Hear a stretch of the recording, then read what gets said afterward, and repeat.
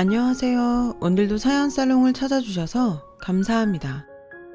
40대 중반인 저는 직장인이자 가정주부예요. 긴 유학을 마치고 돌아온 뒤로 쭉 친정아버지의 회사에서 근무하고 있어요. 제 사연은 유학을 마치고 돌아왔던 30대 후반이던 시절에 있었던 일이에요. 어릴 적부터 공부 욕심이 굉장히 많았어요. 넓은 세상에 대한 궁금증도 많았고요. 다행히 저는 유복한 집안의 외동딸이었어요. 친정이 대대로 큰 공장을 운영하던 집안이었고, 친정 아버지가 경영을 맡게 되면서 사업은 하루가 갈수록 확장되어 갔죠. 친정 부모님은 좌우명으로 삼으신 근검절약을 평생 지키며 살아온 분들이셨지만, 저희 공부를 위해서만큼은 아끼지 않는 분들이셨죠. 덕분에 저는 대학을 마치기 무섭게 긴 유학을 떠날 수 있었고, 원하는 만큼의 공부와 세상 구경을 다 마친 뒤에 귀국할 수 있었답니다. 미국에서 경영학 박사학위 취득과 몇몇의 커리어까지 쌓고 귀국했던 나이가 30대 후반이었어요. 주변에서는 친정아버지의 사업을 물려받을 딸이 있어서 좋겠다는 칭찬이 자자했어요. 무뚝뚝한 친정아버지도 내심 저를 든든하게 생각하는 모양이었죠. 그런 친정아버지에게 단 하나 걱정거리가 있었다면 당신의 건강과 저희 나이였어요. 친정아버지는 평소 너무너무너무 열심히 일해왔던 탓에 건강이 좋지 않았고, 당신이 그나마 건강할 적에 제가 결혼하길 바랐죠. 신부 입장만큼은 꼭 당신이 직접 시켜주고 싶다면서요. 세상의 모든 관심과 축복이 신부인 딸에게 쏟아져도 모자랄 결혼식에서 부모된 자리에 건강이 나쁘면 하객들의 눈물로 젖은 결혼식이 될지도 모른다면서요. 저는 친정아버지의 결혼 걱정이 전혀 불쾌하지 않았어요. 좋은 사람을 만난다면야 언제든 결혼하고 자식도 낳아 가정을 꾸릴 생각이었으니까요. 다만 이상형인 지위 고하를 막론하고 모든 이들에게 예의를 갖춰 대하며 행동거지가 올바르고 반듯한 남자를 만나지 못했을 뿐이었죠. 그러던 어느 날 친정아버지가 넌지시 이야기를 꺼내더라고요. 소개팅을 한번 해보지 않으련? 소개팅 누구? 또 아빠 아는 어디 사장님네 아들이랑? 고마운데 마음만 받을게요. 혹시 결혼 생각이 없는 거니? 있어요. 할 거라고 결혼. 좋은 사람을 아직 못 만나서 그런 거지. 미리 얘기하는데 난 돈 보고 결혼할 생각 없어요. 사람이 먼저지. 그럼 됐다. 약속 잡아보마. 네? 일단 만나봐. 만나보면 알 거야. 아, 뭘 자꾸 만나보래.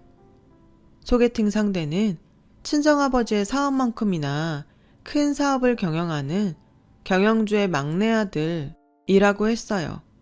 이거 혹시 말로만 듣던 정략 결혼인가 싶었던 탓에 처음에는 영 내키지를 않더라고요.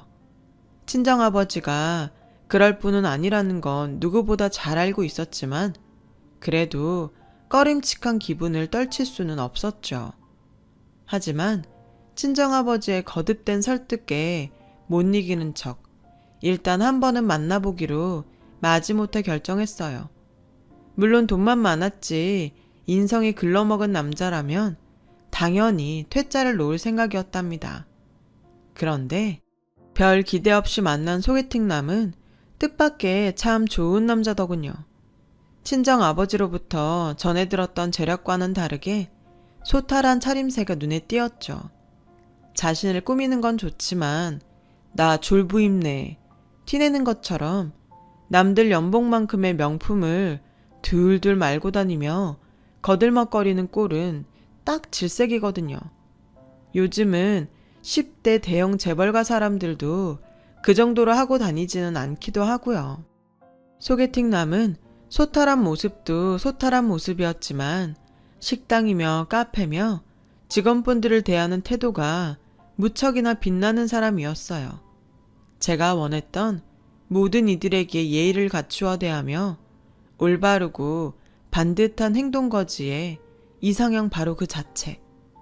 저는 그 사람에게 빠져버렸고 서로를 너무나 마음에 들어했던 저희는 오래지 않아 결혼 준비를 시작하게 되었답니다. 그렇게 시댁에 첫 인사를 드리러 가게 되던 날, 예비 신랑이 조심스레 하나의 걱정을 말하더군요. 있잖아, 자기야. 혹시 놀랄까봐 그러는데, 응? 뭐를? 우리 부모님이 좀 검소해. 좀이 아니라 많이. 괜찮아. 우리 부모님도 검소해. 살고 계시는 집도 많이 낡았고, 우리 건물이긴 한데, 조만간에 리모델링 할 예정이라. 그게 무슨 상관이야. 사람이 먼저지. 시댁은 예비 신랑의 기뜸과 저희 예상보다 훨씬 소박했지만 큰 걱정은 들지 않았어요. 오히려 그 큰 사업을 경영하면서도 사치라고는 찾아볼 수 없는 검소한 시댁의 모습이 더욱 마음에 들었죠. 평생을 근검절약의 아이콘으로 살아오신 분들을 누구보다 잘 알고 있었으니까요. 바로 저희 친정 부모님이죠. 역시나 친정 부모님과 예비 시부모님들은 참 잘 맞는 사돈지간이었어요. 삶의 여정과 가치관, 그리고 태도까지 모든 부분에서 무척이나 닮아있더군요. 그래서였을까요? 양가 어느 쪽이 먼저랄 것도 없이 큰 허례허식은 멀리하면서 정갈한 결혼식을 치르기로 마음을 맞추었죠. 마침 모 연예인 부부의 결혼식을 통해 스몰 웨딩이 트렌드로 자리 잡았던 시점이라 저희 예비 부부도 흔쾌히 동의했고요. 단 하나, 친정아버지가 큰 돈을 써야겠다고 무척이나 강력했던 부분이 있었어요. 저희 예비 부부의 신혼집을 친정아버지가 직접 마련해 주어야겠다는 고집이었죠. 친정아버지가 신혼집으로 점 찍어둔 곳은 강남의 신축 주상복합 아파트였어요. 거래가가 35억 정도 되는 아파트였어요. 저 또한 부모님을 닮아 근검절약이 몸에 배어 있었기에 35억짜리 아파트는 썩 내키지 않았어요. 무엇보다 근검절약을 몸소 실천하며 저에게 본보기가 되어주셨던 친정아버지의 갑작스런 행동이 쉽게 납득이 가지를 않더군요. 그래서 조심스레 여쭈어 보았죠. 한 푼 두 푼도 아니고 35억이야 35억. 남들은 평생을 벌어도 모을 수 없는 큰 돈이라고요. 돈은 신경 쓰지 마. 아빠 그 정도 능력은 있어. 아빠 능력 없단 얘기가 아니잖아 지금. 아빠랑 어울리지 않는 행동이니까. 평생 근검절약을 지켜오시던 아빠답지 않은 생각이니까. 그래서 걱정하고 있는 거잖아요. 혹시 어디 건강에라도 문제 생겼나 싶어서. 친정아버지는 잠시 뜸을 들이셨고 이내 내어놓는 속이야기에 저는 친정아버지의 뜻을 받아들일 수밖에 없었어요. 너한테 너무 미안해서 이러지. 근검절약 유난 떠는 부모를 만나서 제대로 누리지도 못하면 산 너한테 미안해서. 자꾸 왜 이러실까? 내가 누리지 못한 게 뭐가 있다고요. 대학교는 내 돈으로 다녔나? 유학은 나라에서 보내줬대? 그거 다 엄마 아빠 돈이고 두 분 덕분에 누린 거잖아요. 난 그걸로 충분해. 그래도 부모 마음이라는 게 그렇지가 않아. 아빠가 시집가는 딸에게 해주는 선물이야. 눈 딱 감고 받아. 결국 저희 예비부부의 신혼집은 친정아버지가 마련하게 되었죠. 처음 점 찍어두었던 강남 신축 주상복합아파트 35억짜리 그대로요. 친정아버지는 그 신혼집을 저와 예비신랑 공동명의로 잡아주었어요. 예비시부모는 집은 원래 남자 쪽에서 해가는 거라면서 만류하기는 했지만 굳이 친정아버지의 뜻을 거꾸려 들지는 않았죠. 피차 서로 큰 사업을 경영하는 입장에서 사업과 뚝심을 섣불리 거꾸려 들었다가는 피곤해질 수가 있다는 사실을 잘 알고 있는 까닭이다. 저는 그렇게 생각했어요. 그때는 그랬어요. 결혼식을 코앞에 두던 날 친정아버지가 갑자기 쓰러지면서 예비 시댁에 이상 징조가 포착되었죠. 저는 친정아버지가 회복되기까지 결혼을 몇 달 미루자고 제안했지만 예비 신랑과 시댁은 언제 돌아가실지 모르니 결혼을 서둘러야 한다며 성하더라고요. 나름대로 일리 있는 말이었죠.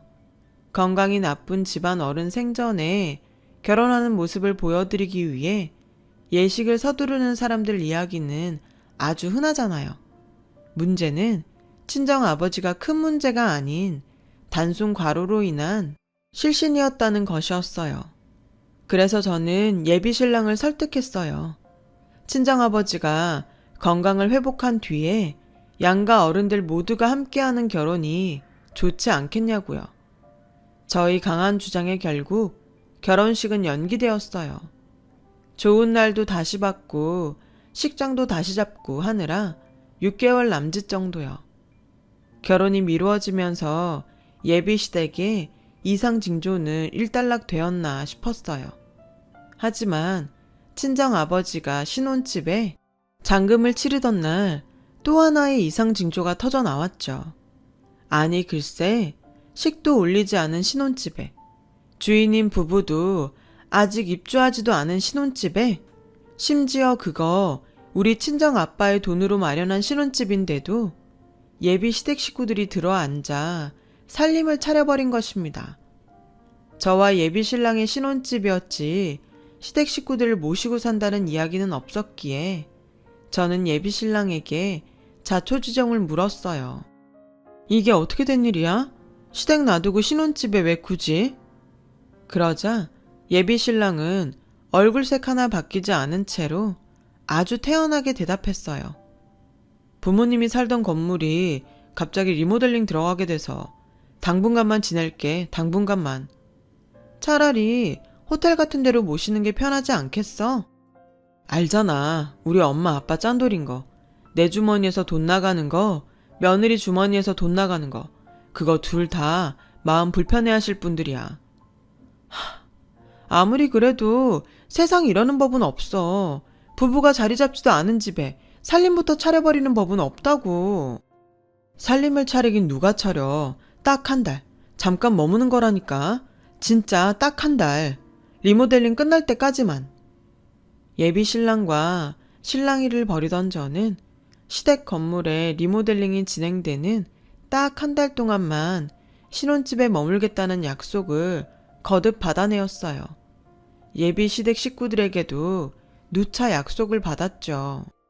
그렇게 시댁 건물의 리모델링이 끝난다는 한 달이 지났어요. 2달이 지났고 또 3달이 지났죠. 하지만 예비 시댁 식구들은 신혼집에서 떠날 기미가 보이지를 않더라고요. 아주 평생 눌러 앉아 살겠다는 기세더군요. 그 기간 동안 관리비와 공과금 등의 비용들은 모두 저의 계좌에서 빠져나갔죠. 그 무렵부터 저는 예비 시댁을 어떻게 해야 하나 하는 고민을 시작했어요. 친정아버지를 생각해서라도 섣부른 행동으로 섣부른 파혼을 빚을 수는 없었기에 저는 제 나름대로 해결 방법을 찾아야만 했어요. 해결 방법을 찾기 위해 나선 저는 리모델링 중이던 예비 시댁 건물을 찾았습니다. 무슨 문제라도 있어 리모델링 완공이 지연되는 상황이라면 제가 나서서 그 문제를 해결해 주고 싶었거든요. 그런데 저는 뜻밖의 진실 앞에 기겁했어요. 리모델링 중이라던 시댁 명의의 건물. 제가 예비 시댁 식구들에게 처음 인사를 드렸던 집이 있는 그 건물이 시댁 명의가 아니랍니다. 건물주는 생판 처음 보는 다른 사람이었고 예비 시댁이 살던 집에는 새 세입자가 들어와 살고 있었어요. 심지어 예비 시댁은 월세를 내지 못한 탓에 보증금까지 모두 까먹고 쫓겨난 신세라더군요. 혼란스러웠어요.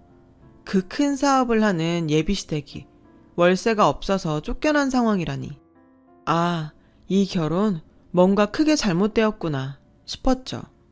그 복잡한 마음을 제일 친한 친구에게 남몰래 털어놓았어요.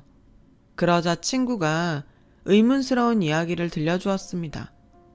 있잖아, 놀라지 말고 들어. 오늘 알아낸 일로도 충분히 놀랐어. 더 놀랄 일이 뭐 있다고. 아, 뭔데, 응?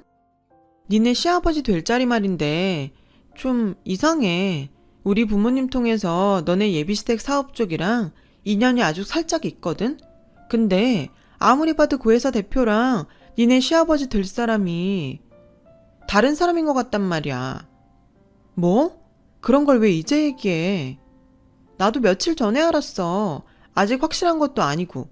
그쪽 회사 대표 명함이랑 청첩장 이름이랑 같은 이름은 맞는데 암튼 내가 기억하는 그쪽 회사 대표 얼굴이랑은 달랐어. 다른 때 같았으면 에이, 내가 잘못 기억하고 있는 거겠지 하면서 넘겼을지도 몰라요. 하지만 이미 저는 예비 시댁을 향한 의문을 품고 있던 상태잖아요. 친구의 말에 더 큰 의문에 빠졌고 곧장 확인에 나섰어요. 그랬더니 예비 시댁의 사업이라던 회사 대표의 이름은 최국현, 예비 시아버지의 이름 또한 최국현. 하지만 이름만 같을 뿐 전혀 다른 사람이었죠. 더 놀라운 것은 예비 시아버지의 이름인 최국현이 최근에 개명한 것이라는 사실이었어요. 최근이 언제냐면 바로 친정아버지가 그쪽 집안 사람들을 알게 된 직후에 저에게 소개팅을 제안했던 사이에 어느 날이었죠. 예비시댁은 사업가도 뭣도 아니었어요. 건실한 사업가인 척 감쪽같이 사칭하고 저와 친정 식구들의 사람을 보는 눈까지 맞추어 가면서 의도적으로 접근한 사기꾼일 뿐이었어요. 예비시댁 식구들 모두가 동참한 결혼 사기. 목표는 당연히 친정의 돈이었겠죠. 저는 파혼을 마음먹은 한편으로 그 가족 사기단을 사기죄로 형사 고소하기로 결심했고 그 속내를 숨긴 채로 차곡차곡 증거들을 모아 나가기 시작했어요. 오래지 않아 모든 증거들을 확보한 저는 파혼 선언을 위해 가족 사기단이 무덤 점거하고 있는 신혼집을 찾았죠. 마침 그간 대면대면해져 있던 저의 태도에 마음이 조급해져 있던 모양이더군요. 행여 이대로 멀어지다가 결혼이 깨지기라도 할까 걱정했던 모양이에요. 예비 시어머니라고 생각했던 여자가 흉악한 속내를 노골적으로 드러내더라고요. 예, 너희 요즘 무슨 일 있니? 어머님 눈에도 있어 보이시나 봐요. 눈치가 그렇더만 뭐 갑자기 대면대면해진 것이 싸웠구나. 저는 싸운 적 없다고 생각하는데 아드님께 물어보던가요. 그쪽 생각은 혹시 모르잖아요? 어머머머, 얘가 진짜 왜 이래? 너 혹시 다른 남자 생겼니? 그럴 여유도 없었어요. 워낙 경황 없는 일이 있어나서요. 이래서 결혼 준비 기간이 너무 길어지면 안 된다는 거야. 피곤하네요. 용건만 짧게 부탁합니다. 안 되겠다. 당장 혼인신고부터 하자. 그리고요. 혼인신고부터 하고 애부터 가져. 요즘 같은 저출산 시대에 혼자 임신은 흉이 아니라 축복이라잖니. 다들 그렇게 한 입을 덮고 아이도 낳아가면서 맞춰가며 사는 거야. 첫날 밤은 언제가 좋겠니? 분위기도 낼 겸 신혼집 비워주마. 그냥 파혼이나 하죠. 뭐? 파혼을 해야만 하는 일이 생겼고 그래서 파혼을 해야겠어요. 유감이지만 당신들은 선택권이 없어요. 그냥 받아들이시죠. 버텨봤자 받아들일 수밖에 없도록 만들어줄 테니까. 그러자 그 가족 사기단은 의외로 순순히 파혼을 받아들였어요. 아쉽지만 결혼이라는 것이 억지로 시킨다고 되는 일도 아니고 너의 뜻이 그러하다면야 알겠다. 아쉬워도 어쩌겠니? 이쯤에서 정리하도록 하자. 저는 분명 보았어요.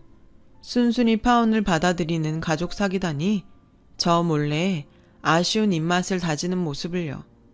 그럼에도 저는 그 가족 사기단이 점거하고 있던 신혼집에 그들을 계속 머물게 내버려 두었어요. 물론 다 생각이 있었죠. 그렇게 며칠이 흘렀고 그들은 며칠 사이에 무슨 작당들을 마쳤는지 이제는 아주 대놓고 돈 요구를 해오더군요. 저와 예비 남편의 공동명의였던 신혼집의 지분 중 저의 지분만큼인 절반을 내놓으라는 강요였죠. 파혼의 이유가 저에게 있으니 파혼으로 인해 사회적 체면에 손상이 간 만큼 피해 보상을 해놓으라나 뭐라나. 속으로 웃었어요. 사기꾼도 사회적 체면이라는 게 있나 싶어서요. 제가 그들의 요구를 가짱게 여기거나 말거나 그들을 혼내줄 계획을 준비하고 있거나 말거나 가족 사기단은 스스로 죄를 늘려버리더라고요. 싫다면 어떡하실래요? 받아내야지. 그니까 어떡해요. 며느리 될 뻔했던 사람 앞에서 할 말은 아니긴 하다만 사업 크게 하다 보면 이런저런 사람을 알게 되는 법이야. 그중에는 힘께나 쓰는 사람들도 널렸다. 조폭 같은 거 말씀하시는 건가요? 굳이 이름을 붙이자면야 조폭이 맞겠지. 아, 네. 정리하자면 이렇네요. 제가 가지고 있는 신혼집 지분의 절반을 내어놓지 않으면 조폭을 동원해서라도 받아가겠다. 맞죠? 가볍게 듣지 말어. 우린 진심이야. 순순히 내놓지 않는다면야 조폭보다 더한 사람들까지 동원해서 쥐도 새도 모르게 없애버리는 수가 있어. 너희 가족 모두. 저는 속으로 쾌재를 부르면서도 겉으로는 겁먹은 척 주랭랑을 쳐버렸어요. 협박죄 추가죠. 물론 신혼집 지분은 넘겨주지 않았고 제가 소송 퍼레이드를 준비하고 있다는 사실 또한 전혀 들키지 않은 채로요. 저는 그 길로 준비했던 해외여행을 떠나버렸어요. 마침 베트남에 막 새로 진출한 참이었던 친정아버지의 공장을 제가 맡아서 경영하기로 되어 있었거든요. 새 공장이 자리를 잡기까지 맡아줄 사람이 필요했고 해외 커리어가 있던 제가 적임자였죠. 제가 베트남 출장을 떠나 있던 기간만 장장 3년이에요. 그 긴 시간 동안 가족 사기단은 안심하고 신혼집에 머물며 하하호호 즐겁게 있었어요. 얼마나 좋았겠냐고요. 굳이 제가 지분을 넘기지 않아도 35억의 절반이면 17.5억을 이미 꿀꺽한 셈인데다가 하루하루 집값이 올라가는 상황이었으니까요. 하지만 역시나 제 예상대로 그 사람들의 욕심은 17.5억 그리고 올라가는 집값만큼의 플러스 알파에 머무를 만한 것이 아니더군요.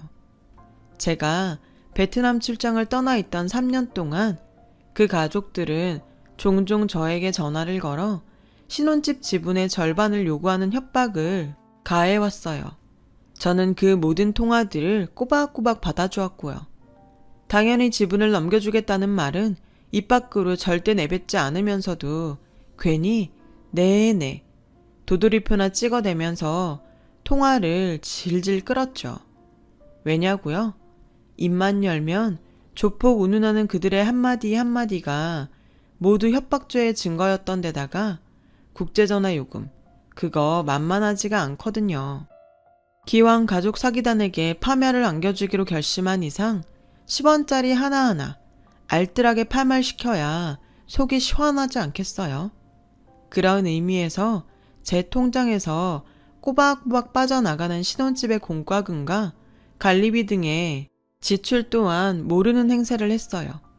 그리고 출장을 마치던 날 한국행 귀국 비행기에 오르며 저는 한때 예비 신랑이었던 남자에게 전화를 걸고는 제 할 말만 하고 끊어버렸어요.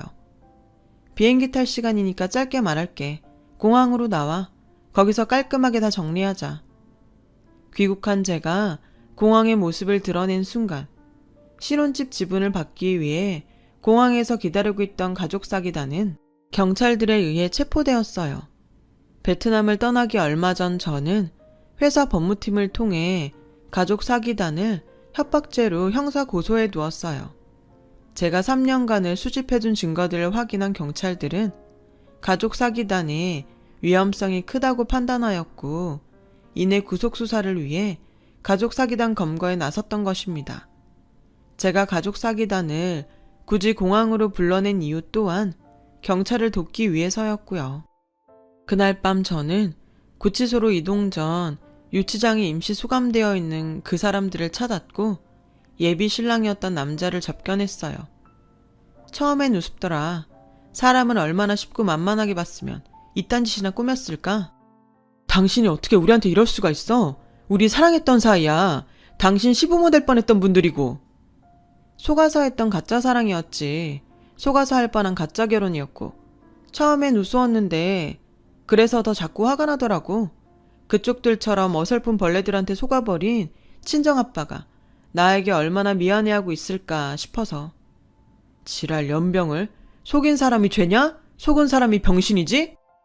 누가 지랄인지는 법원에서 차근차근 얘기하기로 하고 똑똑히 알아둬. 당신들 아주 끝장을 내버릴 거야. 평생 알거지. 죽을 때까지 빚더미의 이자에 쪽쪽 빨리는 신세.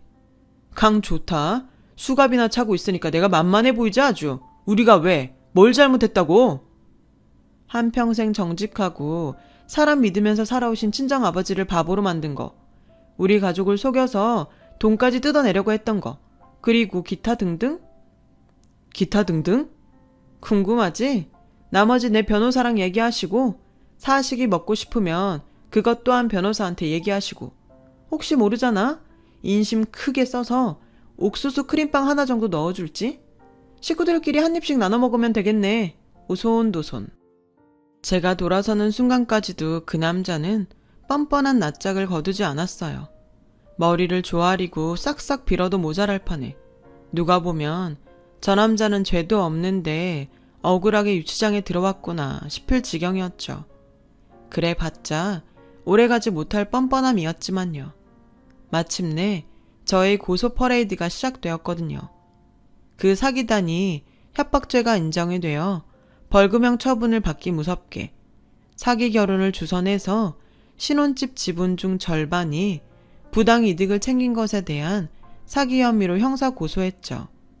그 사기 혐의 또한 모두 인정되었고 거기에 협박죄로 받았던 벌금형 전력까지 참작되어 교도소 실형을 선고받았어요. 큰 사업가를 사칭한 것에 대한 형사 고소는 보너스였어요. 제가 워낙 오래 준비하기도 했고 증거들이 확실했던 덕분에 아주 손쉬운 일이었죠.